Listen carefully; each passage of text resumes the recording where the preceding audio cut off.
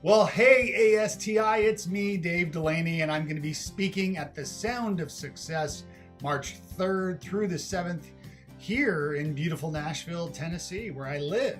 I live in Nashville. You guys are in for a treat, by the way. If you don't know the Opryland Hotel, it is pretty spectacular. So it's going to be a great time. I'm going to be doing 3 presentations, so I will make sure I stay hydrated for that. I'm going to be doing 3 different presentations. The 3 presentations include get found on Google search and maps to make sure your business is online on Google and it's listed on the maps.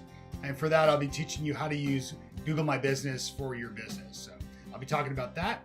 I will be doing reach customers online with Google, which is scratches a lot of itches as it applies to digital marketing. I'll be talking about content marketing, email marketing, social media marketing, SEO. There's a lot of good stuff in there, so I'm excited about that one too. And then the 3rd presentation I'll be doing is called Using Data to Drive Growth. And that presentation will be a little more into how to use things like Google Trends and Google Analytics to understand what's happening, because it's great to do a lot of stuff online, but it's especially good to do it and know what's working and what's not, right? Makes sense.